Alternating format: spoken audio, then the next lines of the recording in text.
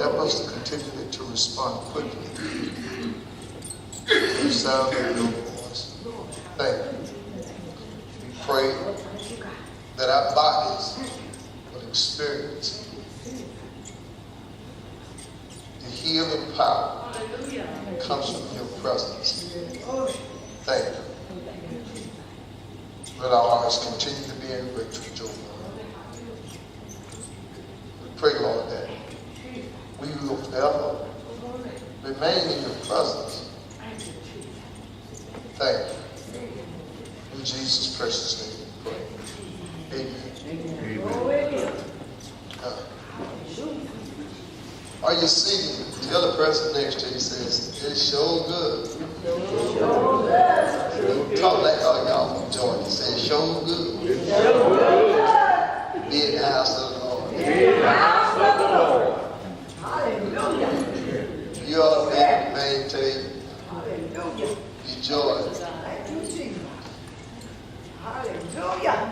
Amen. Jesus said, full chapter of Mark says, you know, when you are originally hear the word, he says, you hear it. He said, and you receive it with joy. It's a good thing to receive it with joy. The Bible says the joy of the Lord is your strength. Now, sometimes when you hear the term, the meat of the word, right away we think it's the deep.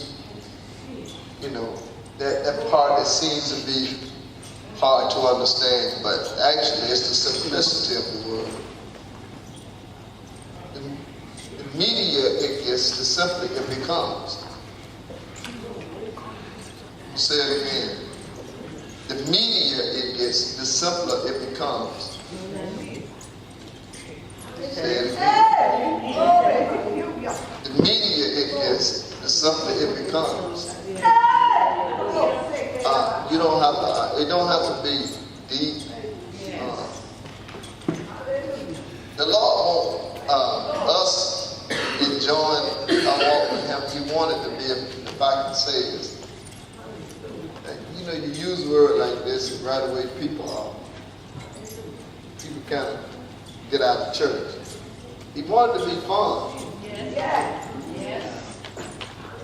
I promise y'all, if y'all sit up and continue to look bad at me, I ain't gonna preach to you. Just gonna do it. I refuse to preach to a bunch of folks being mad. Do this with me, say ha ha ha. See, now you said when Brother Garrett saying that's funny. I ain't telling you to laugh because it's funny. I just want you to say ha ha ha. Now, if you've been saved any length of time, and you ain't enjoying the Lord, you say, Brother Garrett, I'm always serious. You must be having some sin somewhere. Yes, if you got to be that serious about it, I don't mean that you're taking it for granted, but if you ain't enjoying yourself, I'm going to tell you what you need to do. You need to go get you something else because that ain't working for you. What I got, now I'm talking about what I got. Well, Brother Jerry, how you know you got the right thing? If you mad and I'm happy, one of us got it wrong. Hallelujah. Even Paul said this. Paul said, I think myself happy. He said, I can thank myself happy. So, if you can't even thank yourself happy, then I advise you to kind of examine what you got. Amen. Jesus is a happy fellow. First miracle he ever made. Now don't get upset. Some of y'all gonna get spiritual. He said, y'all know, say, you ever heard the song, we're having a party? From Sam Cooke, and everybody's swinging. Come on, man. We're having a party. swinging, having a good time. Yeah. Yeah, dancing with my baby. The coke in the icebox. See, if you can't enjoy your walk, I'm just telling you, man, you dancing with the wrong pot. Listen, Jesus, hey, they went and told Jesus. Jesus' mom said, hey, listen, I ain't something the first miracle you asked your son to do is go tell people about they out of wine. Now, I'm going to tell you something. I'm going to tell you the reason I'm going that way. Thank you, Lord. That would have been very embarrassing, almost shameful. But you didn't invite people to a wedding because they consider weddings to be sacred. To be invited to a wedding and then run out of wine. That's shameful. She said, hey, these people, you've been invited to this party. Now mind you, now listen. Now I don't know if y'all, I like to study the history stuff. I don't know if she had ever seen him working in miracles before. Because the Bible said that was the beginning. Now, can you imagine you going to say, hey, these people ain't got no wine, you know him being who he is, because now you have to remember, now he done been in the bushes. I'm talking about when God done say, you my son. The one who created the vine with the grapes on it. That produced the wine.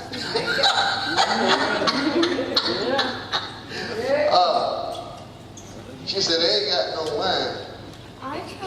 Now, some translations say he said woman. That was not demeaning her or disrespecting her. Actually, he was restoring her. My time is not yet. With her polite self, she says, whatever he say, because I know he gonna say something.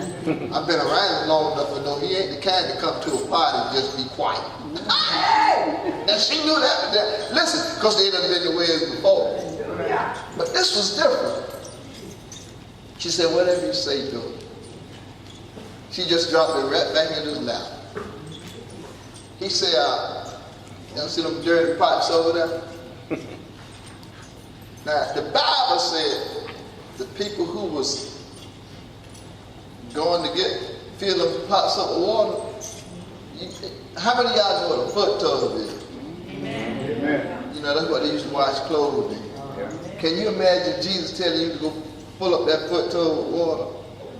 Because that's what they was. They was washing pots. That's what they washed stuff with.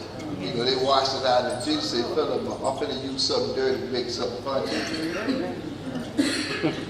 And so I always believe the pots kind of represent us. You know, the Bible says, can the pot say to the pot, what you doing with me? The pot don't talk back to the pot. He said, fill them up with water. Then he gave him another commandment. He said, now draw it out. Don't give it to the man who over his pot. And let him taste it first. I had me a sip this morning. Yeah. Now, I was the first partaker of it, so that's why I can tell you it's good. I can tell you it's good. But a lot of times, you know, y'all come up with this slogan about the Bible saying the first going to be last and the last going to be first. And so the church came up with the slogan that Jesus saved the best for last. Y'all ever heard that preach? That was the wrong message. I just want to wake you up. That was the wrong message. The Bible don't say that. We say that. The Bible said that was the beginning. He started out with the best. Amen. All right. See, some of y'all right now, like some of y'all waiting to get to heaven. You know, before you start to get drunk and, you know, and enjoying yourself. You ever notice, I'm going to tell you something else. I heard a message this morning, this really blessed me. Can y'all give me just 2 minutes of going to the south for a minute? I heard a message this morning, and it is so true. When did you hear about heaven the most? Funerals. Huh? Funerals. At funerals. Can I suggest something to y'all? Funerals ain't for dead people. I don't know why we're talking about heaven at funeral.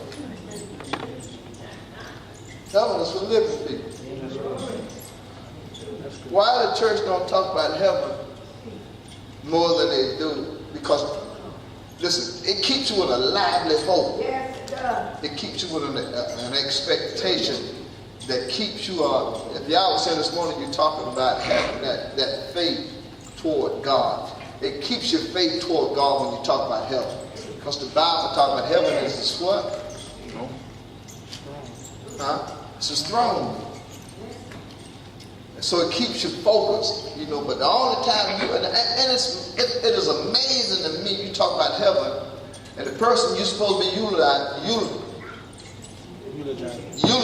can't even hear you. Now you're supposed to be eulogizing him, but he can't even hear you. And so the other people who hear you is sad. Now you talking about going to heaven to a bunch of sad folks. We kind of jacked up when tell y'all looking at me like right now. And then the other thing, I'm going to tell you what makes you not want to talk about heaven a lot. If you ever notice when people start talking about the people about, who in the castle, they start talking about, they live for heaven. They always live for heaven. So it makes you think that, that's the reason they went home.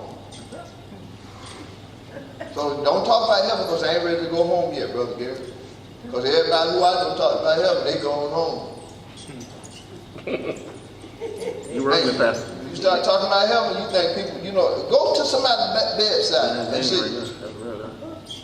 see what they start talking about. I'm talking about the person who's finna go, they start talking about heaven. That's a living hope that's on the inside of every believer. But at that moment, they feel closer to heaven than they do anywhere else.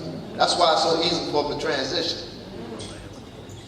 Well, don't you want it to be easy to transition all the time? That's the only thing to get the fear out of you. Heaven is a place of love. That's God's love place. That's a place. Hey, listen, ain't gonna be no selfishness. Ain't none of that in heaven. It's gonna be all you gonna listen. Even Jesus gonna be serving in heaven. See, y'all think y'all going up there, we're going up there, we're just going to bow down and worship God. That is true. We are going to honor him. But I'm telling you, he's going to be doing some serving.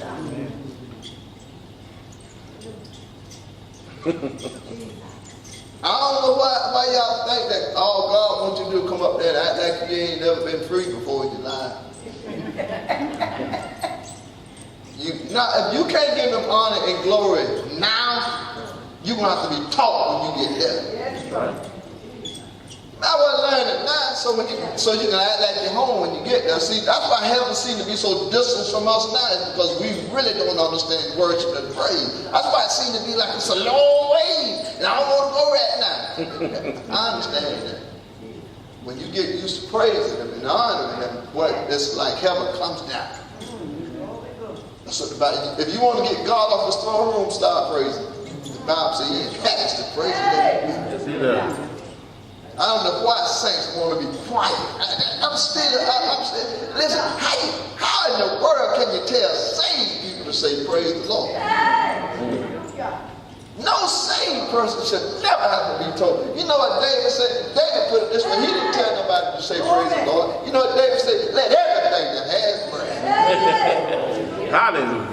Notice what he said. He said, let.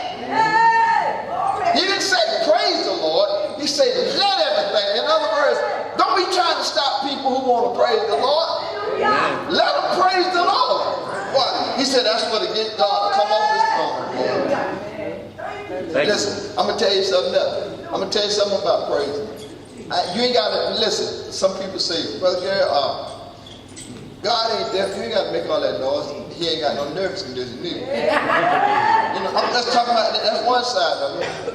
But at the same time, you're absolutely right. You can praise him. Now listen, when we're in an atmosphere of praise, you ought to let somebody hear you say something. Let me tell you when it ain't praise. Can I tell you when it ain't praise? It's when you attract attention to yourself. It ain't never disrupted. No, when you praising God, it ain't disrupted. The only time I ever seen where it looked like praise was being disrupted was when blind Bartimaeus said, "Who that coming?" He said, "That's Jesus." He said, "Jesus!" And they told him, said, "Hush." He said, "Hush. Y'all ain't the one blind. I'm blind." Be telling me about hush. The Bible said, he said when they told him hush, he got loud. Jesus, and the Bible said Jesus stopped in his tracks and said, "Watch." He said, "Watch what he said." This is the only place where Jesus ever said, "Bring him to me." If you want to get attracted to him, act like when you praising him, act like you ain't talking to nobody but him. I don't care who hear it. I'm trying to get his attention. I ain't trying to get your attention. I'm trying to get his attention. Bible said, Jesus said, "Bring him to me." And then, blind people will say, but the Bible said he took that garment off like he wasn't blind. Hallelujah. He laid it to his side and said, "Watch yourself. Watch it." This is amazing. You think Jesus didn't know he was blind? Yeah, he knew he was blind. But he still actually said, "What it is you want." Now I'm going to tell you, I probably would have did the same thing. But he should have said, "Why don't you give all of the blind people in Israel their sight?" But he said that I might receive my sight. Man, listen, he gave him a blank check. He said, "What it is you want?" Anytime God asks you what you want, you ought not be thinking about yourself. Now you can include yourself, but don't just be thinking about yourself. Did you listen? See, when you do that, then guess what happens? See, that's what God enjoys. He enjoys you asking him to do something that nobody else can't do. That's what makes God be set aside from everybody else, man. He loves it when you ask him to do something that nobody else can't do, man. And we pray such small prayers at times. But God still with his compassion said, "Okay." Gave him the sign.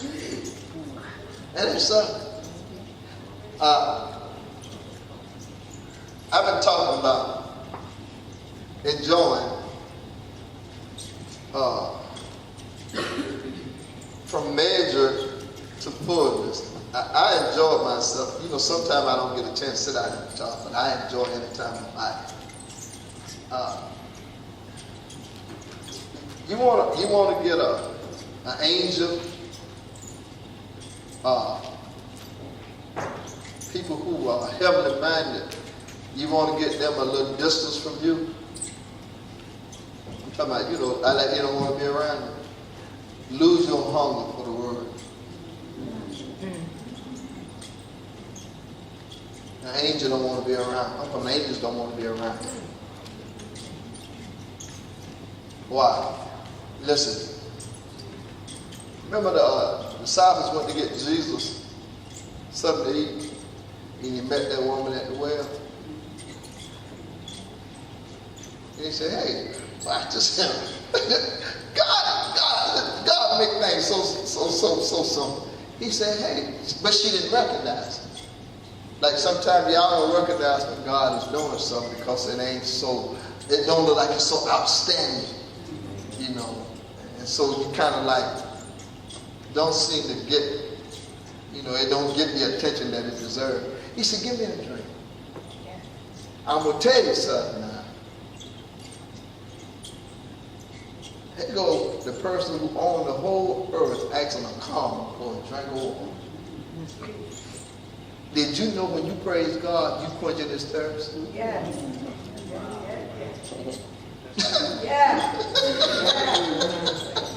He said, I'm going to tell you something else now. When you take from him, it refreshes him. Say, what, Brother Gary? When you take from God, it refreshes him. Hey, thank you. And remember now, the Bible says God is love. The love demands that it gives them. That's what it meant when it says ask. He said, put a demand on my love. That don't mean you're demanding anything from me. He said, put a demand on who I am. I'm loved. That's what ask means. Put a demand. Why? Because that's when love is best demonstrated, when it's given. But it refreshes him. Now watch this. They go to get him something. They come back. I'm gonna just skip going. They come back, and Jesus is refreshed. And they said, Master, you need to eat. He said, my meat is to do the will of my Father. He said, I got something y'all know nothing about. And so they said, well, who gave him something to eat?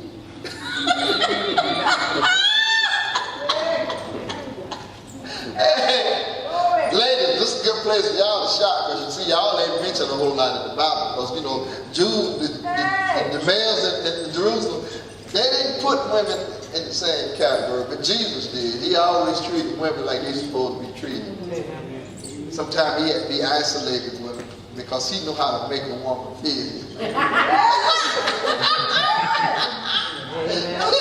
You know how y'all ladies, you know, most ladies like, you know, they know how to dress a table. But this lady wasn't dressing on the table. She was doing it in secret. She said, give me a drink. And she said,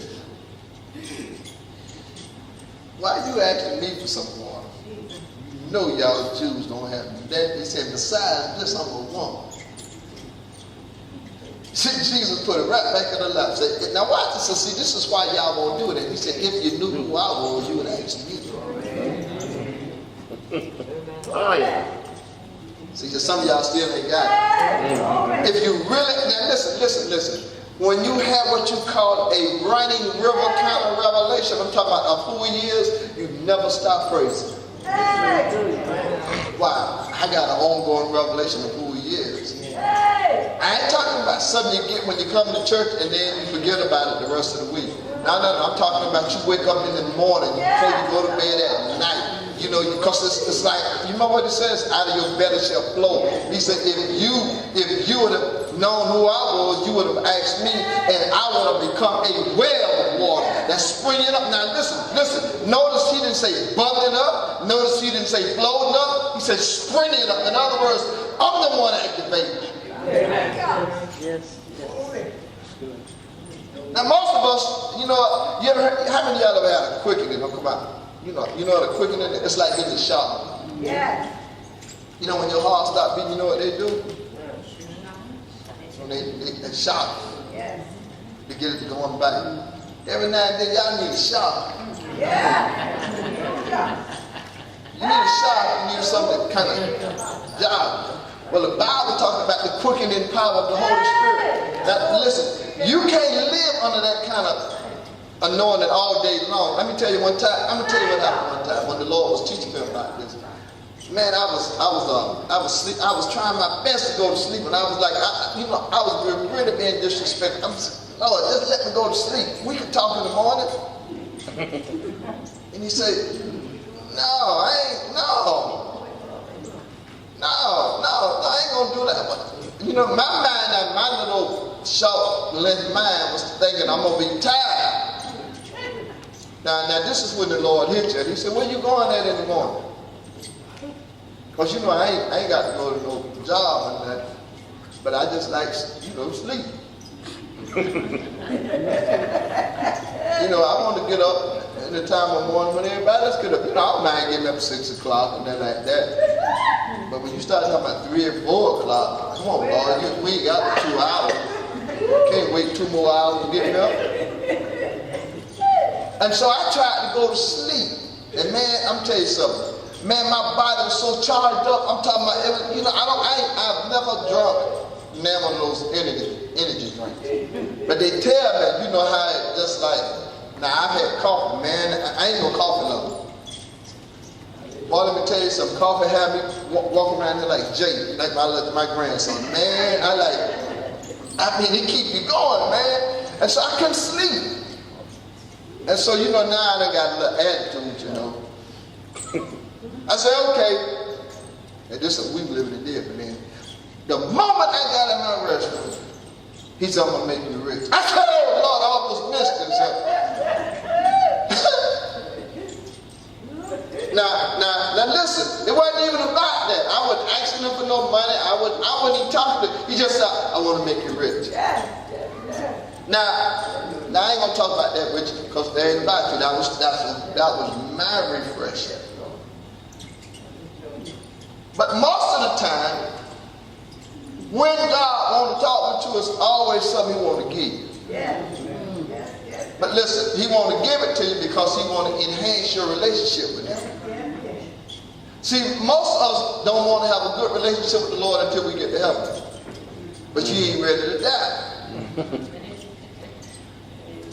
Ain't it not? Amen. I mean, I'm ready to take some homecomings if you're ready. We're going to get rid of you right now if you're ready to go. Ain't nobody going to come up, y'all ain't ready to go. I thought y'all said I want to see Jesus.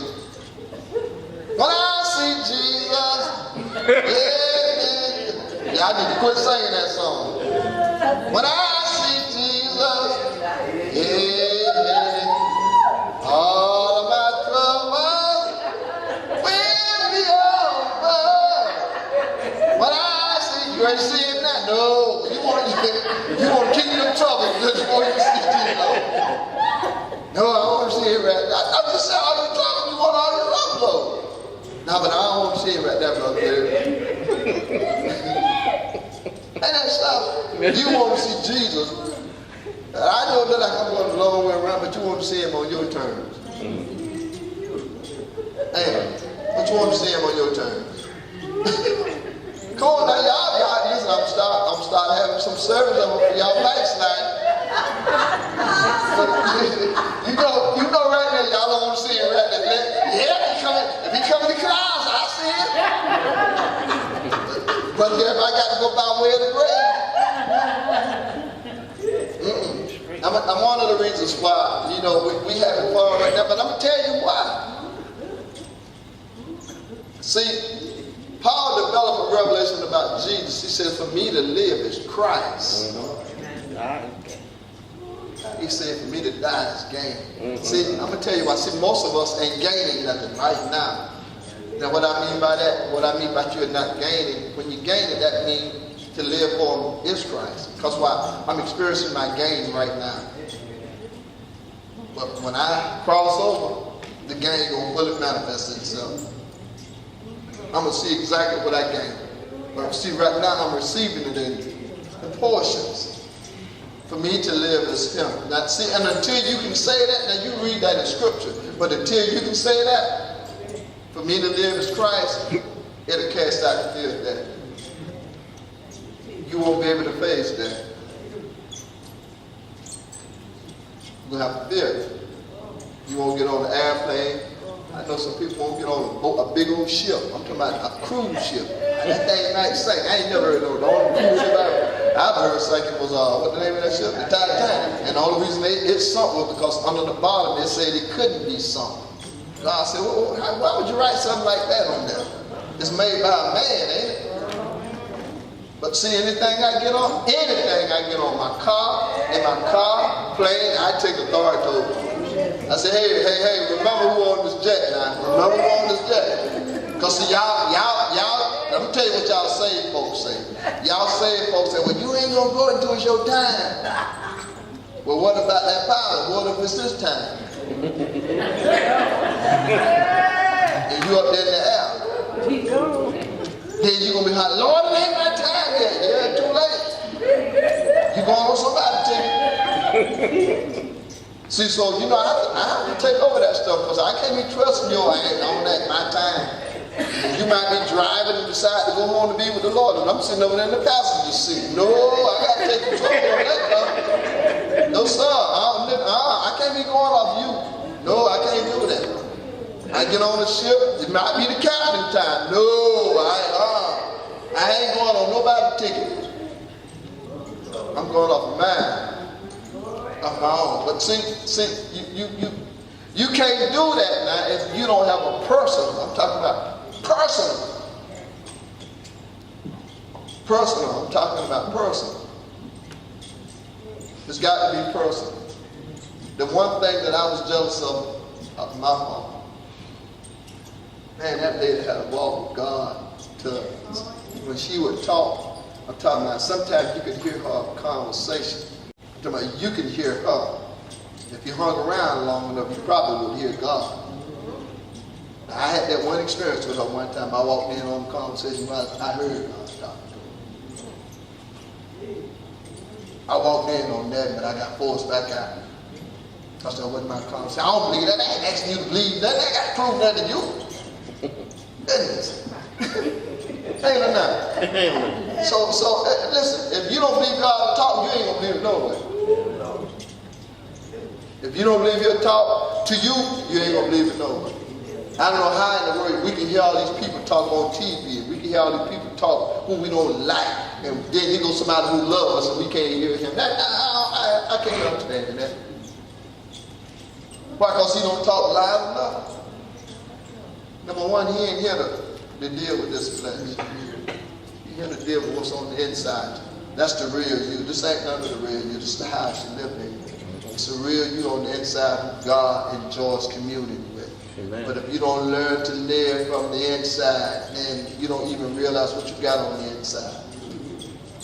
There are so many Christians, and this is where I'm going at. So many Christians are so occupied with their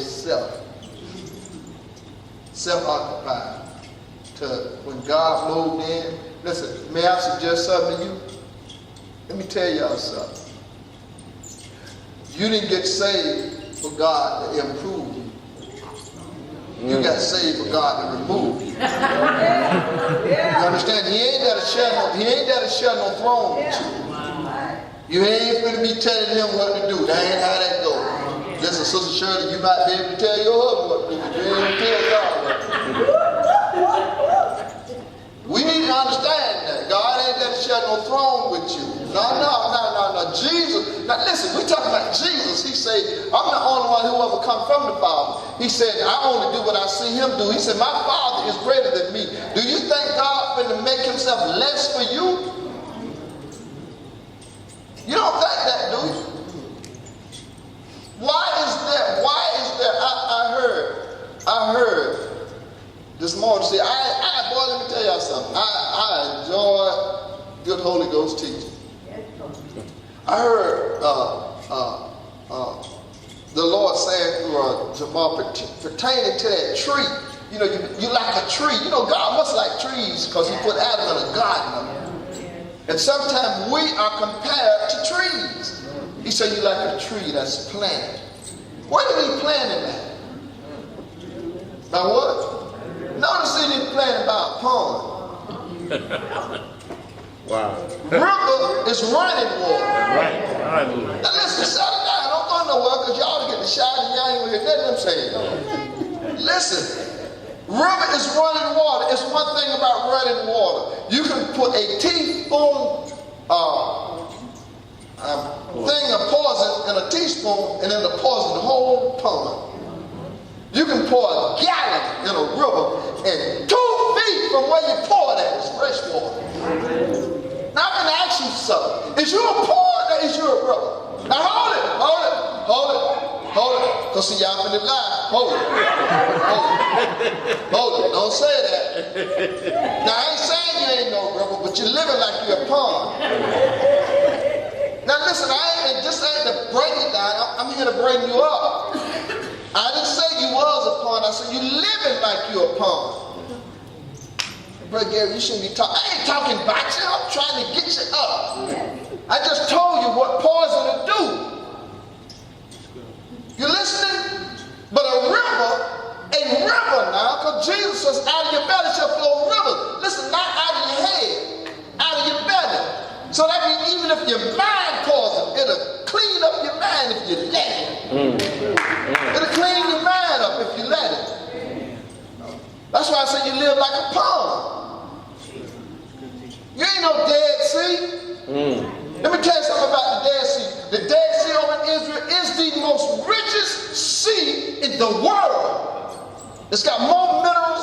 It's so salty till you can't even sink in the water. You can't even sink it. That's how salty it is. But you want to hear something else that's really bad about it? Can't nothing different. Yet, now watch this. Yet you can go lay on the banks of the Dead Sea and get healed, but can't nothing live in it. So, Brother Gary, why you telling us that? God ain't got no Dead Sea Christians. He says, like a river running.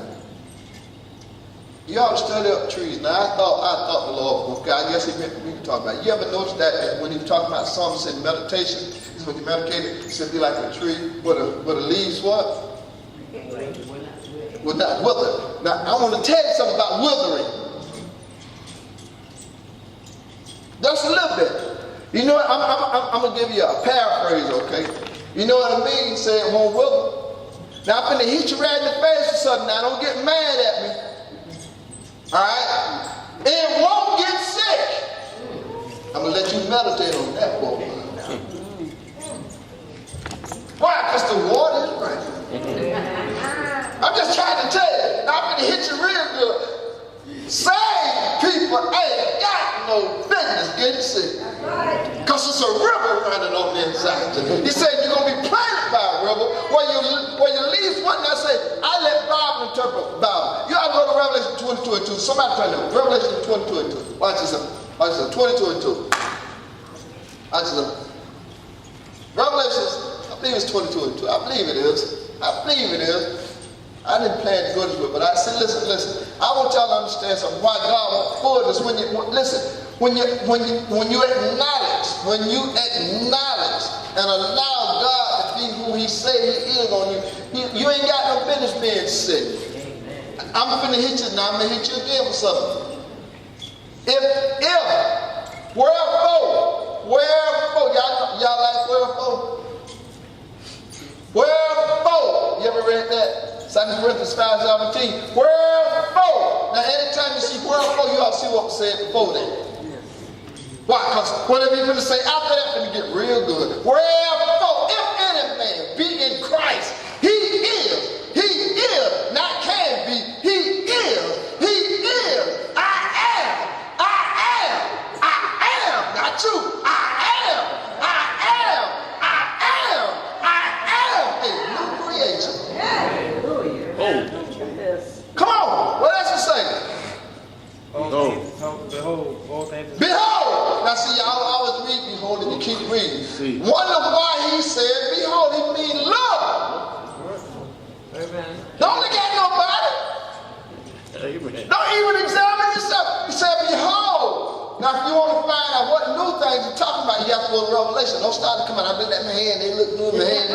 No, man, your hand ain't new. Them things still get hurt. They still hurt. No, they ain't new. If you look at your hand right now, some of my hand like this is dry and wrinkled. Come on, man.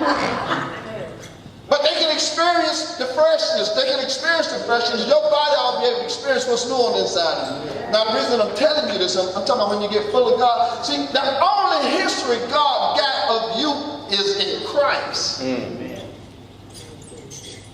If you want to know about your past life, you got to go outside of Christ.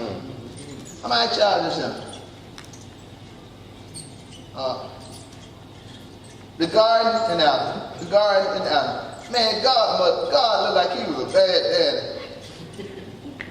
He put Adam out the garden. But notice one thing he didn't do. He didn't put him out of his presence. He was still with him. Now he put Cain out of his presence. Yeah. But Adam still lived in his presence. And Adam didn't know how to draw from his presence. Enoch did. Mm-hmm. He said, man, I've been living a little while and everybody I see dying. And he finally had enough, so he said, hey God, can I ask you something? He said, go ahead. He said, what happened? What happened? He said, you know the people who lived this long? He said, you know why they died? He said, they stopped walking with me. Well, y'all missed it right there. And so guess what y'all come up with? Y'all come up with a revelation on how to die. Easy. Quit walking with God. live just like Enoch. But the Bible said in Deuteronomy, I think it's Deuteronomy, I forget exactly what chapter, it says he broke faith with God. Now mind you, even though the law came by Moses, Moses was not living according to the law. He was still living according to faith. Until he said, shall we? He broke faith. God said, you. Now you occupy with yourself. Oh, so it's you bringing this water out this rock. Like I said, oh, it's you providing for yourself.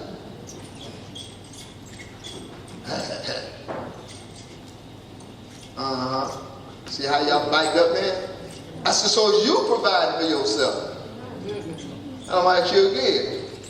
So it's you providing for yourself. Now I know you're going to be repenting again. I say, so it's you providing for yourself. I'm going to see when, this time I'm counting off. I'm going to count, I'm going to look at everything y'all. Don't put it in no envelope today. We look at the money. I find out if you provide for yourself. So you can always tell who provide for themselves. I don't look at what you give, I look at what you got left. Don't start talking about that money. Jesus talked about money more than he talked about anything, so don't get scared. Why did he talk about money so much? Because he knew where the hearts of people was. He wanted your heart. He didn't want what was in your hand. He wanted what was in your heart. And he'll put something in your hand. But see, you try to keep your hand closed, and God said, if you keep your hand closed, you're going to keep your heart closed. Open your hand, open your heart. You want to get what's in God's hand? Get what's in his heart. See, I'm telling you the reverse order. You want what's in his heart? See, most of us want what's in God's hand. We don't want what's in his heart. Why did God give David the crown? He was a man after God's own heart, and God gave him what was in his hand. He wasn't even seeking for a king. He was seeking for what was in God's heart. And God said, you're the kind of man I want to put over my throne. Why? Because you want what's in my heart. Even when he sinned, he killed a man. He killed a man. Stole his wife. God said, but you got my heart. Let me tell you, he said, but you got my heart. He said, ain't gonna never be this throne ain't gonna never be without your sin. Lord, wait a minute now, Lord. Hold up. How can you treat David so kindly? He said, because he was out of my heart. I didn't excuse what he done. He said, I judged him. Until his older brother came on the scene, and then I forgot about what David done. If you read in the book of Hebrews, you don't see nothing about David's sin, and nobody else who live by faith. You don't see nothing about none of their sin. Don't tell me Abraham didn't commit sin. Don't tell me David didn't commit sin. Don't tell me none of them guys who live by faith didn't commit sin. Why ain't it recorded? Why God didn't record nothing about their weaknesses? Because it ain't none of their story. It's his story. See, when you live by faith, it's your story. I mean, it's his story. Sin is your story. I say sin is your story. Faith is his story. That's him telling his story about you. God can't say that about you because you know what? You ever wonder why God can't say nothing bad about you? Nobody never figured out why God can't say nothing bad about you. Now I'm going to hit you with something now. Like God who knows all things don't know nothing bad about you. You say, wait a minute now, brother. You ain't do. You ain't do. You can't prove it. I can prove what I just said. I said, you can't prove it. He said, when I put your sin in the sea of forgiveness, I ain't got no memory of it. So what he going to say bad about you? He ain't got no memory of what you done. And some of y'all be so intimidated. I don't know if I would ask him for that because he might remember. Do you know he's so great? He is so great. In the 43rd chapter of Isaiah, he says this. God says this. He says, I'm going to put your sins in the sea of forgiveness. He said, now I want you to do me a favor. He said, because I'm going to do me a favor. He said, I'm going to do me a favor for you. He said, I'm going to put your sins in the sea of forgiveness for my sake. How many of y'all ever forgave somebody for your own sake? But not for you. I ain't about for them. For you. Not not me. See, y'all been watching Dr. Lion telling that. You know y'all don't want to forgive people for your own sake. Why? Because they done it to you. You ever said to them? You ever said to them? I can forgive it. I can't forget it. Yeah. That's probably. See, that's for you. See, you want to try to keep somebody up under your thumb. No. And yet you want to go up and go, Lord. And he, you know what, because he ain't got no member of it, he said, come on in here. Now you got to ease in, you done took the taps off your shoes, you don't want nobody to hear you coming. I said, no, you got to take your shoes off, come on in. Lord. He said, talk loud, you ain't got to be whispering. Talk loud, talk like you belong to him. Because he ain't got no member of that. No member of that. Did y'all find, I told y'all to find Revelation 22. See, y'all thought I forgot. I forgot what 22 and 2 said. Watch this out. In the midst of Watch this out. In the midst, where? of the street of Hold on, where? in the midst Hold on, anytime you see in the midst, that means it takes priority over everything. Where was Jesus always sitting? In the midst. That means he takes priority over everything. Anytime you see that term midst, that means it's taking priority. That's why I would like to see people draw attention on themselves. Don't do that. You don't want to be the center of attention. No. Let Jesus always have the center of attention. Let him remain the center of attention. Why? When he's in the midst, then there's a dispersion that goes out. He gives out. He gives out. Why? Because he is in the midst. In the midst, keep reading, Sister Lee. of the streets In the streets of it, you're talking about that. You're talking about that great city. Keep going. and on either side And on either side, now here we go again. On either side of the river, of the what? river, Of the what? river, A river is running water. Running water. Watch yourself. In the midst is a river, and on each side, watch yourself. was there the tree of life. Hold up now. Read that again. Was there the tree of life. Hold up. Wait a minute now. Stop back. In the midst was the what? In the midst of the street of it, Uh-huh. and on either side of the river, Uh-huh. was there the tree of life. Wait a minute now. How can the tree of life be on each side? See, y'all just been reading stuff and just, hold up. How can it be in the midst on each side? How many sides you got in your life? How many sides you got to your life? You're affected. Three fears affect you: past, present, and future. That's time. That's what time consists of. Past, present, and future. That's time. All right.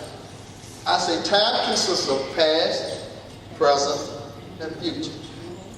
That's how you understand time. All right. Past, present, and future. Now, the book of Revelation talking about it's going to come a time where time will be no more. You won't have a past, you won't have a present, you won't have a future. You're just going to have now. Now, most of us don't have an idea about what now is, but see, you get an idea about what it is because of where you live at right now. But now on this side means from this moment on. Now in heaven means continually forever. It don't mean from this moment on. It means it's like this forever. You get it? Now in heaven means like this forever. There ain't no from this moment on. Because it ain't going to be no past. It ain't going to be no present. There ain't going to be no future. It's just going to be one spirit. That's eternity. You understand? Now this is kind of hard for me to explain because my heart is bigger than my mouth is right now. But I'm just trying to help you to understand. The Bible talks about it's coming where time will be no more. In other words, you won't have a past. All of this stuff will be wiped away. All of it will be wiped away. What eternity came out of God. God didn't have a time, a present. He just always is. That's the only way I know how to explain it. So he says, but in the midst is a what? In the midst Uh-huh. of the streets of Uh-huh. it, and on either side of the river, Uh-huh. was there the tree of life, Uh-huh. which bare 12 manner of fruit, Now, what you think about 12?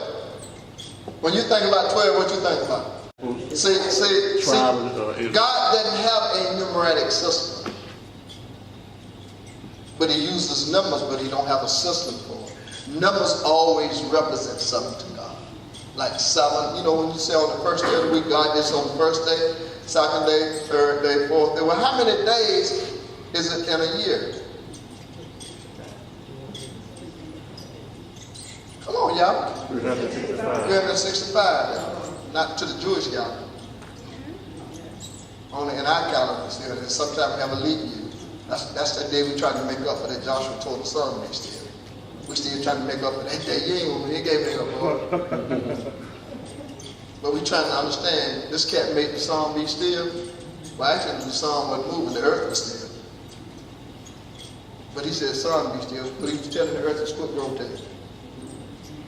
But see, he didn't have the knowledge that we have about the earth rotating around the sun, so he said, sun be still. No, stay where you stay. The Bible says, never before have God ever hearkened to the voice of a man like he did that day. And so we've been trying to find that day. So we say every 4 years. I don't know how long we've been doing that. This leap year. We still trying to find that day. You can't find it. You got to go back in the time to find that day. See, you try. Watch this. You trying to undo something that a man said it ain't gonna be. A man said it ain't gonna be. A man said that. God said, I ain't never heard a man talk like that from that time up until now. What was God waiting on? When Jesus came on the scene and he started talking the way that man talked. So Jesus started saying something. They say, never before have we heard a man talk like this. That's what the Jews said. Now the first person to say it was God. Now the Jews are saying, and he right there on the earth with them. They didn't say that about Joshua. They said that about Jesus. And yet Jesus was coming in the shoes of Joshua. That's what Joshua's name meant, Jesus. Savior. That's what Joshua's name meant, Savior. So all they're doing is setting the stage for Jesus to talk like no other man has taught. Now Jesus says this. Jesus says this in the 11th chapter of Mark. He says, hey, men, have the faith of God. And then he says, watch this man. And I say unto you, whatsoever, or whosoever, I want all y'all to get included, or whosoever. Nobody had never, up to Joshua, the only other person that we know of was invited to talk like God was Moses. You remember what Moses, Joshua said, man, oh Lord, how am I following the footsteps? What is Moses' secret? God, what is the secret? You know how y'all want to know the secret to people minister the secret to their success? And they write books in y'all Bible. And you still ain't got the success that they got. Now, I'm not listening. Now, I ain't listening. I believe God ordained a lot of books, but it's a lot of them books in the Bible bookstore. I bought them up. They need to be put on fire. Now, I'm not against how to. I'm not against, sometimes you might see books on how to do certain things, how to be healed. I'm not against that. I'm not against it, but I think you ought to have your Bible with you. I heard Kenneth Copeland say this morning, he said, when Oral Roberts first came to his house, the first time he ever came to his house, he said, man, he didn't know what to do. He was so excited. He told his wife, he said, man, Oral Roberts come to the house, Lord. And so he said, I got a book I just wrote, and he said, I want to have you take on it. So he said he didn't know what to do. Oral Roberts asked him. And so he said, when him and Glory got up that morning, Oral Roberts was sitting at the table with his his pad and his book and everything. And so he said, after Oral Roberts left, he said, God, I can't believe. He said, I can't believe that Oral Roberts is in my house. He said, Kenneth, he said, I've been coming to the same table every morning. He said, why you wouldn't let me teach you the Bible like this? He said, I've been coming to the same table every morning, waiting on you to come. He said, now watch he said, he didn't condemn it. He said, you was more excited about Oral Roberts than you was about me.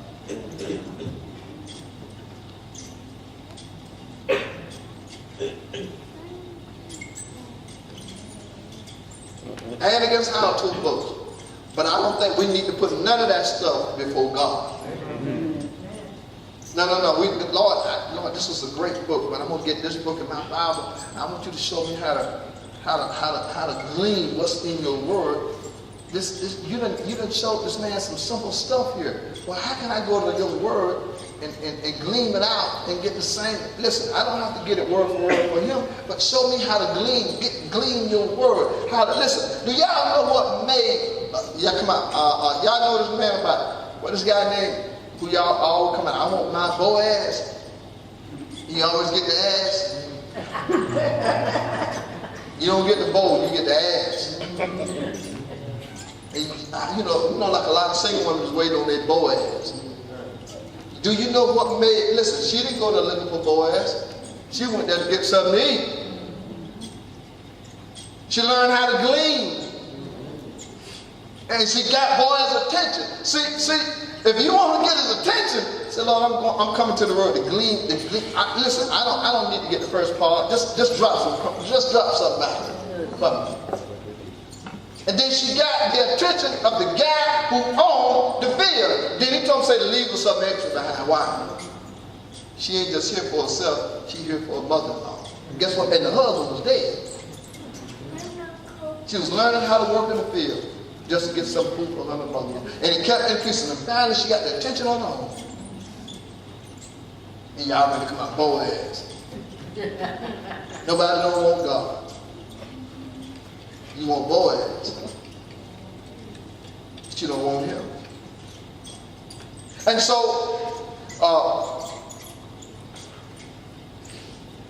God said, nobody want me to teach them. Jesus says this, I believe St. John says, all of my church shall be taught of the Lord, and great shall be the peace of my church. All of my church shall be taught of the Lord, and great shall be the peace of my church. Y'all see Jamal? Huh? Man, Jamal gave me pure hair, if there's any such thing, when he was going from birth to 12th grade. Now, I'm going to say something. I want you to listen. I had no idea. I knew God was going to do something special with him. Actually, with all of my children, but look like that one there gave me more trouble. I'm talking about Jamal. Like I did, my mama told me, I ain't never had nobody, none of my children caused me more pain than she talking about me. My mom had told me one time I had caused so much pain to her when I first married her. She told me, she said, I wish you was dead. I said, what? I said, I'm your baby boy. She said, yeah, you should have stayed where you was. I had never heard her talk like that. I went back to my job. They are 2 stories. I landed on a stack of pallets. That's the only thing that broke my heart. It would kill me if I hit that car. I left my job. I ain't contact. I said, you better never say that about me no more. You know, she repented, but she said, she said, boy, you know what God entrusted you with? I didn't know the devil was trying to kill me, not God. The devil was trying to kill me. My mama almost gave me permission to do so when she said, I wish you was dead.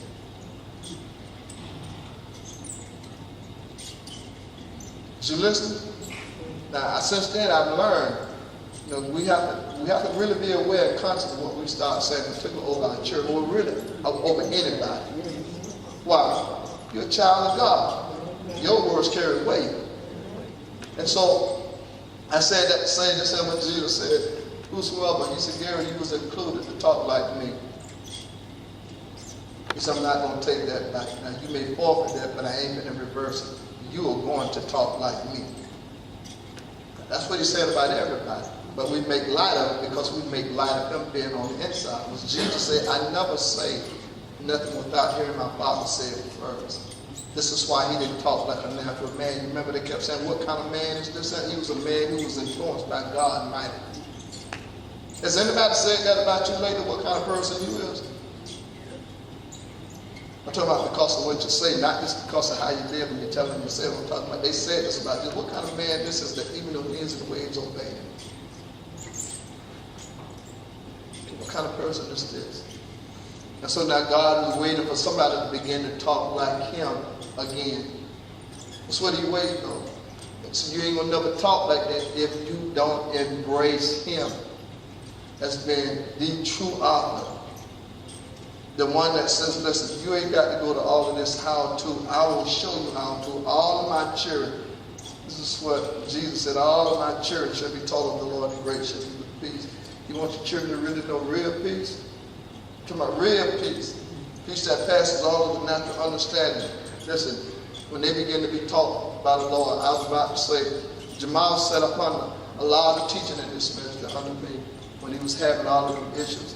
And in his natural mind, he couldn't understand how in the world could God love a man like me and I'm doing what I'm doing. He said nothing about that stuff he was committing. Now, he'll tell you, I never said one thing to him about it. To this day, he didn't even know I knew about it. God said, I got it. I said, but he said, I got it. He said, when I tell you I got somebody, I got it. Now, was I tempted to, I'm tempted to say something. I'm a man. And you doing this in my house? You listening? Now, this is where you stop being occupied with yourself.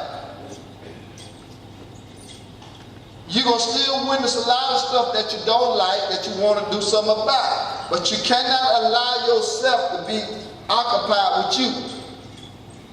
Now, you got to learn to be occupied with him. Now, you're going to be disappointed.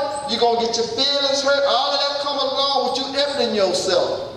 People going to say things you don't like. Some of your closest friends going to betray you. All of that going to happen when you start to empty yourself out. The devil going to do everything in his power to keep you full of you.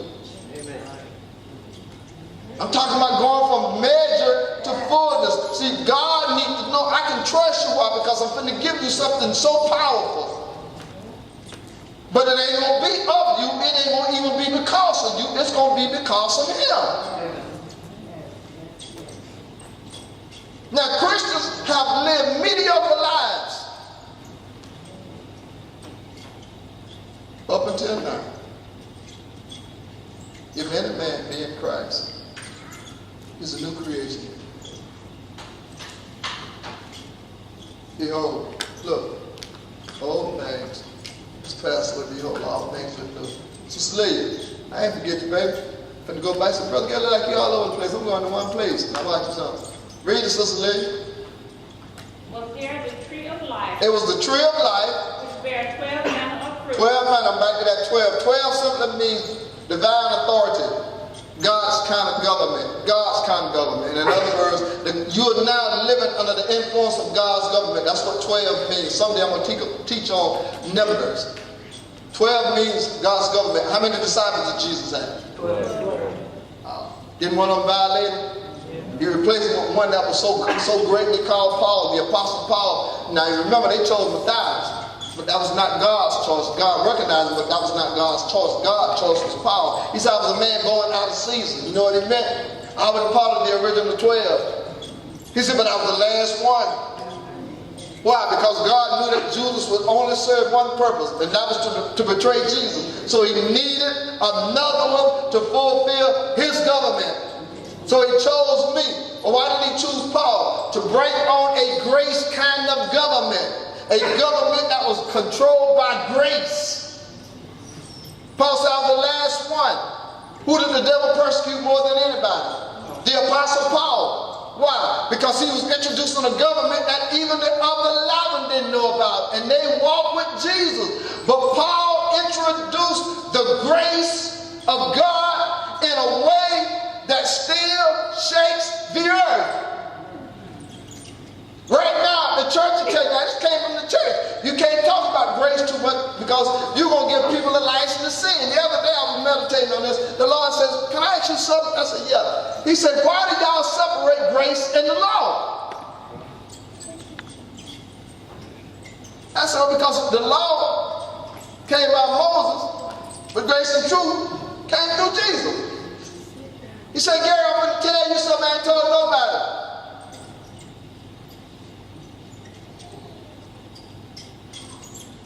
Man, that's kind of hard. It's about 7 million people on the face of the earth. I don't even know if I'll tell you how it is. He said, why you don't include me in the law? I said, because I ain't never heard nobody talk about said, well, let me tell you my part in the law, the 10 Commandments. He said, quit separating me from it. I said, what do you mean, Lord? Quit separating me from it. He said, it may have come by Moses, but it came from me. He said, you can't separate nothing that comes from me. Listen. And so he says, I was the only one who could fulfill it. That's why I came. My God. Oh, pray. I said, Lord, help me. I said, I'm going to tell this, Lord. He said, I want you to tell it. He said, that's why I came. I'm the only one who could fulfill it. He said, y'all trying to tell me by embracing it, I didn't fulfill it. I said, okay. He said, this is where the fight is. He said, I fulfilled the law. I was the only one who could. He said, now, when I introduce grace, he said, I'm the only one who can give it. It's all me, Gary. It has always been all me. He said, Moses just received the law, but it did not originate with him. We trying to separate God. Listen, when you walk in love, you won't commit adultery. When you walk in love, you won't lie. That's the fulfillment of it. Love is the greatest fulfillment. It is the greatest law. Love is. When you walk in love, you ain't got to worry about trying to keep the 10 Commandments to be saved. You ain't got to do it. You ain't got to. Why? They all come from him. He said, but I couldn't trust nobody with grace because it was too precious.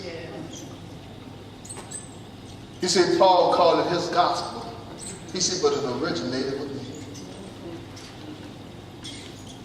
He said, do you know why? Now watch this. He said, you know why Paul was persecuted? He said, people still can't believe I'm this good. Some of y'all still can't watch this. How many of y'all done sinned since you've been saved? I don't lie. You wasn't born saved. Now don't tell me that. You done sinned since you've been saved? Yeah. Okay, now watch this. Have you sinned lately? Yes. How about last week? Yeah.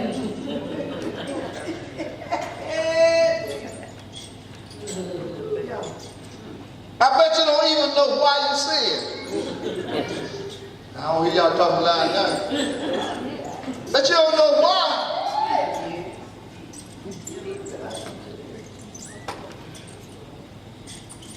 We know he is forgiving. We know he don't keep no record of it. We know that. May I suggest to you why people sin? And watch this up. Watch this up. The church don't even talk about it as much. What is the first thing that God, Jesus, done before he healed anybody?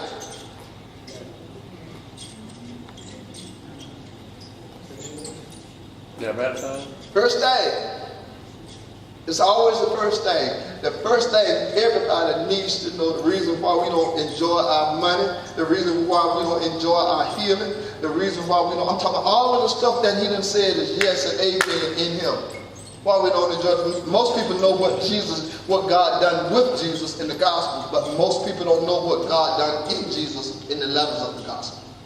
We know what he done with it in the 4 Gospels, Matthew, Mark, Luke, and John. We know what God done with it. God put him on the cross, but we don't know what God was doing in it. That's why I said, if any man be in Christ, you still don't know what he done in it. And so because we don't know what he done in it, we kind of make light of it. That's why I asked you, how many of y'all are sinning? Now I'm asking you some question. I don't get mad at me. Why are you still sinning?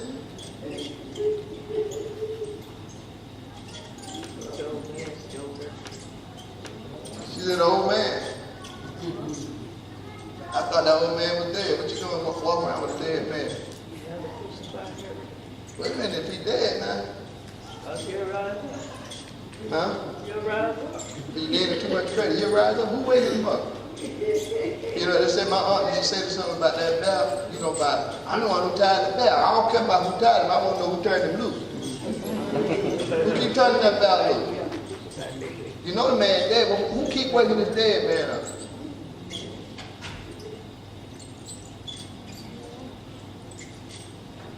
I guess I'm going to have to teach you on that later. Y'all in there. I'm going to leave you this. All right. The most important thing to you, this is what is so important to God, that we make life. Remember the man who Jesus, they let down in the ceiling? I think that's the 5th chapter of John or Luke, one of them. Remember that man? Who his friends took him up on the roof and they let him in? How many of y'all remember what Jesus said to him first? You remember the man on the roof? He let him down through the roof. And the Bible said when Jesus saw their what? Faith. What did he say to the man on the mat? What he say? I'm going to tell y'all something. It is the one thing that we make life of. And yet that was the main thing that God, Jesus, did.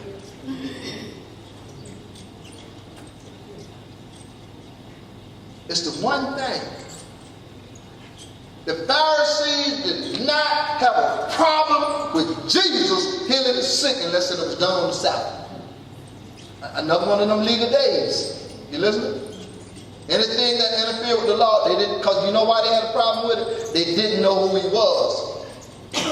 That's why they had a problem with it. But when he messed around and said, man, that sin be forgiven. Understand why it's so important to live by faith? I don't know if y'all really understand. See, we thought faith is, you have to be some kind of special person, just to live your life by faith. Do you really know what it means to live by faith? It is you constantly acknowledging, I am forgiven.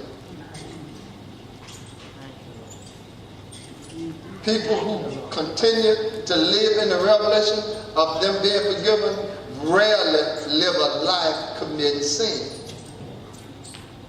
Now, it don't mean you won't commit sin, but see, when you realize that I am truly forgiven, sin is not on your mind. It's not in your conscience.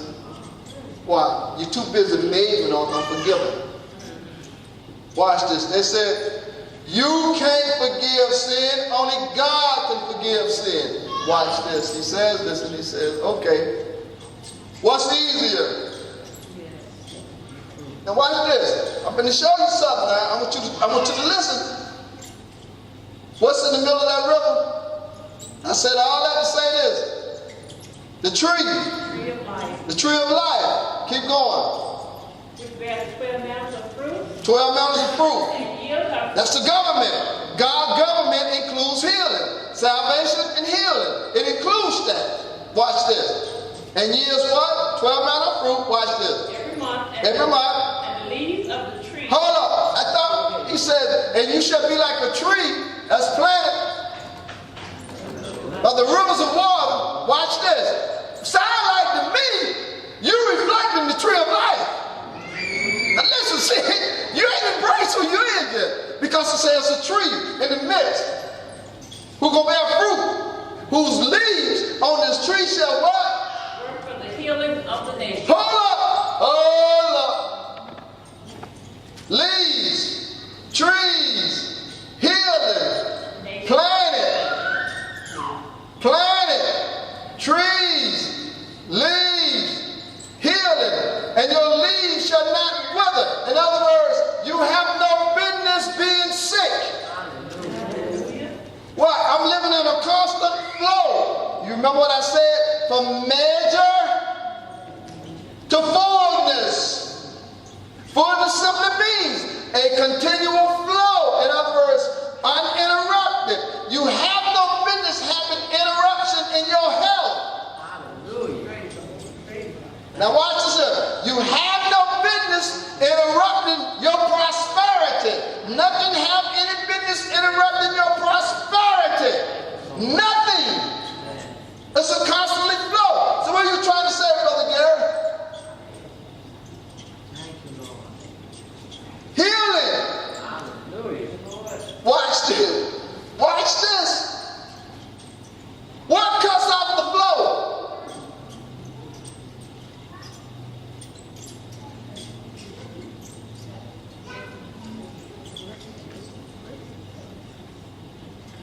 y'all go home, boy. I don't care how long we been here. Y'all, today y'all finna get this. We ain't gonna come here and just have no good time. Now, what cuts off the flow? You know you're not forgiven.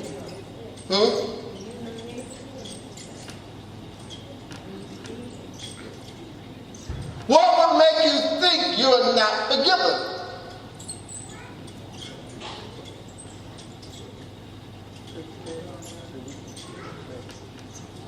Remember I asked you that? Why you said? You remember I asked you? Sister Q said, no man. Most of y'all don't even You're know. more occupied with yourself. I told y'all it's real simple. You remember I told y'all the gospel is simple, we make it complicated? Remember that? So I finish the story, let me take you back to the story. Jesus said, I said, be forgiven you. Isn't that what he said? Huh? What was he saying about that man's sickness? The reason you're sick is because you're conscious of sin. So he didn't say nothing about the sickness, he said something about the sin. He said, thy sin be forgiven you. Watch this, and they said, who can forgive sin? They didn't know who they was talking. So he said, now watch this. So you read this, and you just kind of bypass it. He said, what's easier for me? To say thy sins be forgiven thee, or to rise up and take that bed, right? He said, well, that you might know that the Son of Man has power to forgive sins, I said to you, rise up and take your bed. Now watch yourself. What did he make sound easier?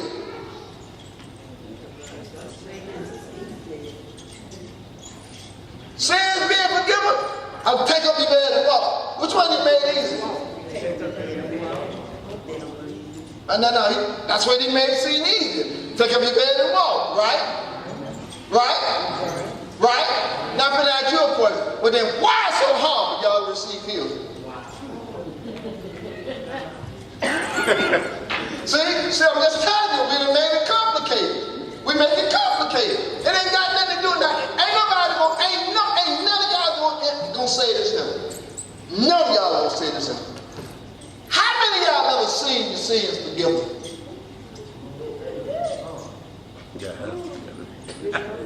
Just believe in you. Now you know about healing because you know how you know you're healed. Huh? Most people go by their feeling, right? Right? That's how you know you're healed, right? But what if you don't feel like it? Yeah, I'm saying, but what if you don't feel like it? Huh? The symptoms might still be there, but good up there. What you're saying is all right. But everybody in the homes, everybody in there ain't going by that. I'm finna show you now. Alright, how many of y'all been in here baby sick lately? Oh, okay. How many of y'all in here been sick lately? Now you put your hands up. Listen, I ain't trying to condemn nobody. Listen, I got the move. Listen, I ain't trying to condemn you. I ain't trying to make you feel bad. I ain't trying to expose you. I'm just trying to show you. See, all y'all sitting here and said, I done sinned lately, but ain't nobody in this city said I've been sick lately. And y'all know y'all telling me that. I ain't gonna own up to it. I know it. Listen, I ain't trying to get you to walk contrary to what you believe. I'm just trying to show you something. How come we can have a problem with one and not have a problem with the other? You just said, I committed sin. This for you. Yeah, but as soon as I said something about sickness, like sickness is a bad thing. But ain't nobody been sick. Hold up. You done been sick. I mean, you done committed sin, but you ain't been sick. And yet sin is what's causing the sickness. Now tell me how that works. Because Jesus is the only one who said, what's easier for me? He didn't say for us, he said for me. Now my question is, what's easier for y'all to receive, forgiveness or healing? Come on, talk to me. Come on, talk to me. Let's be honest with one another. What's easier for y'all to receive? Forgiveness or healing? Forgiveness. Hold on.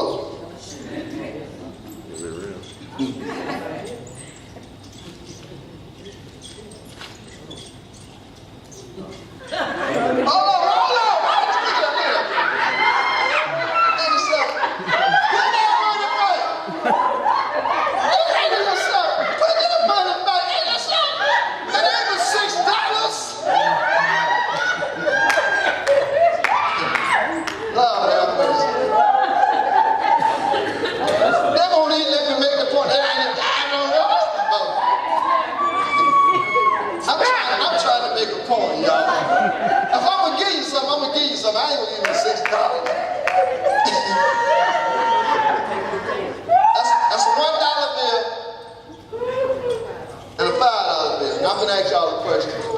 Which one of them got the most value? Watch yourself. Which one of them is the easiest to pick up? What you say? What you say? That's the answer to it, both of them. But which one you gonna go toward first? You gonna toward why? Why? Value. See, now y'all want to play. I gotta play with it. When I was talking about that sin and that sickness, everybody in it. I just told you, Jesus said this. He said, "What's easier for me?" He didn't say for them. He said for me. But they were trying to make it difficult for Jesus, and so the man couldn't receive. So Jesus said that you might know that the Son of Man have power to forgive sins. He said, "I'm gonna say, rise up and take your bed." Right? He said, "Take the $5. What they did with the $1? What they did with that $1? They left it. Why you didn't get both of them? Why didn't you get your forgiveness and your healing? Huh? You want both of them? Well, I want to ask you a question. Why are you putting more emphasis on the sin part? I'm going to tell you why you put more emphasis on it. Because you don't believe, I'm going to hit you with something. You don't believe God done forgave you of all your sins.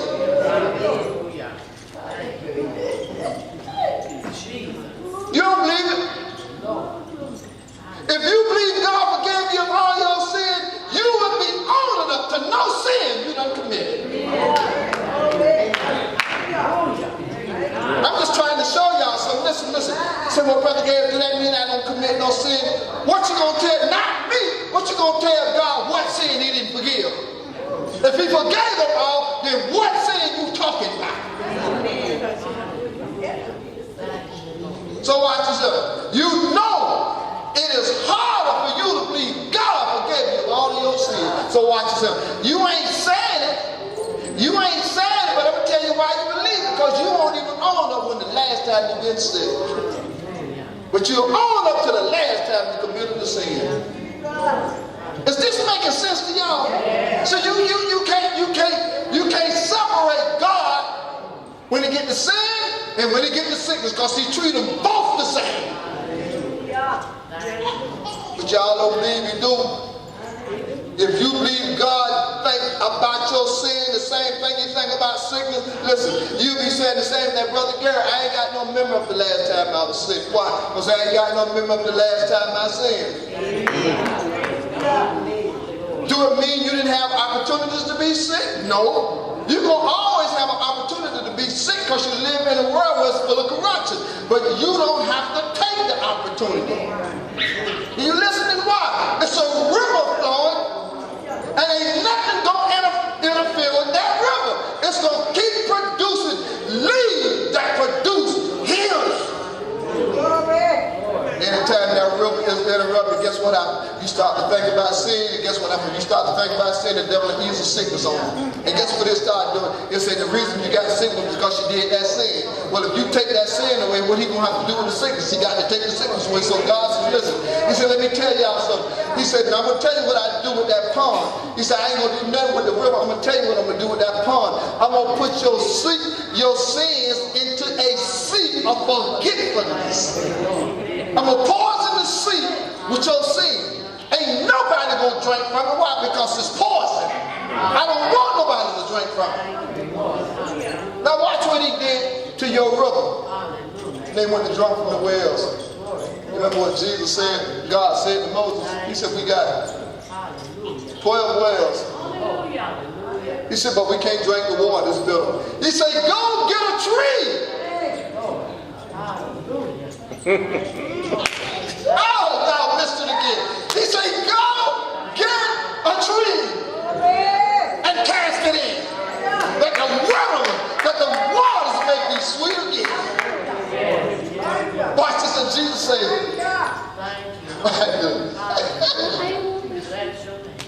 unless you don't hang on a tree, I'm going to turn your bitter waters to sweet. Why? The same water that will wash away your sin gonna get rid of your sicknesses. Just like I got rid of your sin, I got rid of your sickness. So he said, he still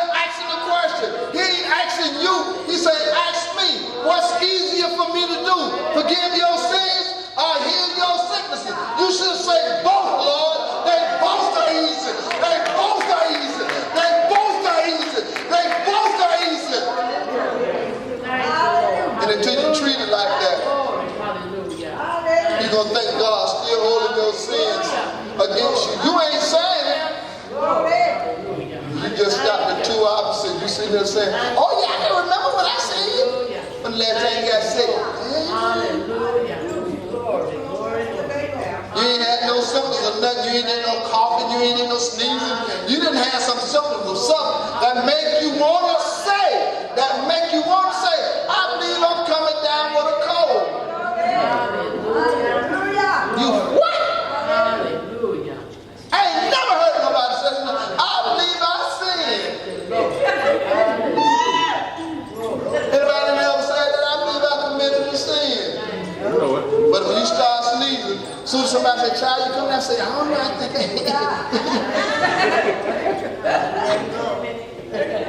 But I ain't never heard nobody say that when you, I believe I sinned. Yeah, I don't heard nobody say that. I never heard no saint say that. When you think it's a sickness problem, when it's a forgiveness problem. Hallelujah. If you really believe Bless your holy that Jesus had all of your sins removed, every last one of them. You say, well, Brother Gary, now watch this. Your mind says this. How in the world could God have forgiven me of a sin I can't commit? I ain't committed to it. Hallelujah. All right, may I ask you a question? When Jesus died, was you born? Thank you, Lord.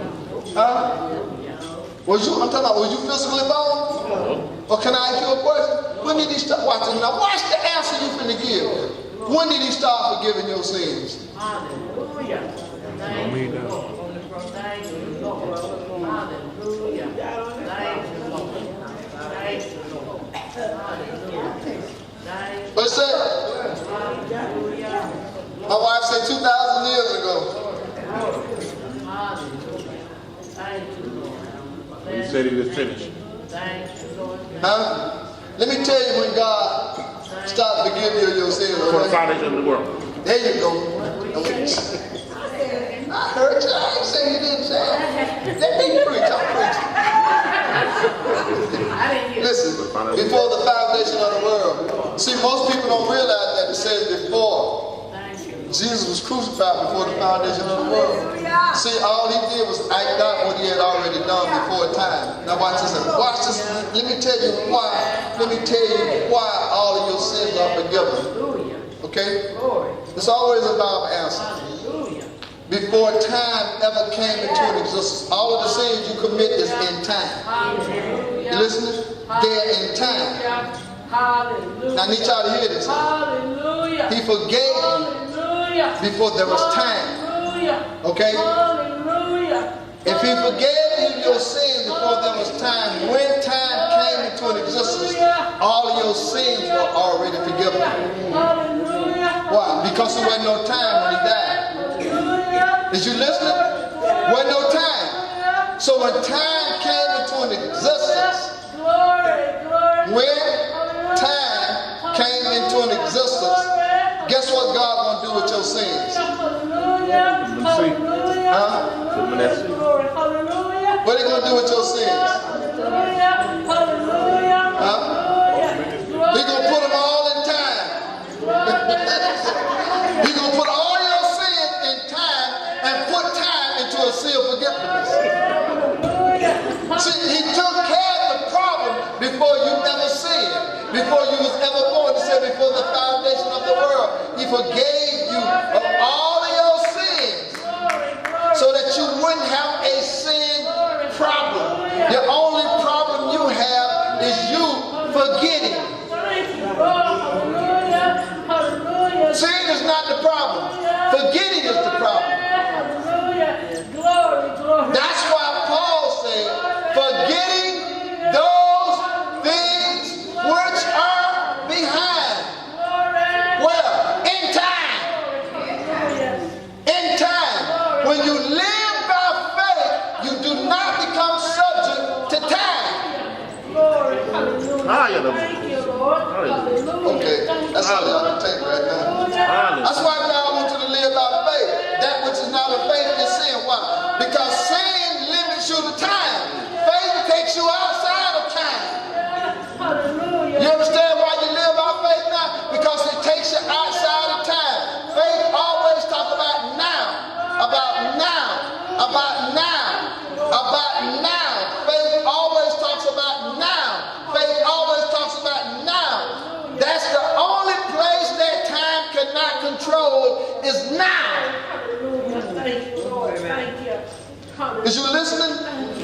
It takes you out of time. Now watch yourself. When did you receive your healing? The foundation of the world. Before the foundation of the world. You received your healing before the foundation of the world. When did sickness attack your body? In time. Well, how do I get rid of the sickness? Get out of time. Woo! Hallelujah. Yes, sir. Quit trying to fit God in your little bracket. The Lord gonna heal me tomorrow. He gonna heal me. I'm gonna get my healing soon. What you mean soon? What you mean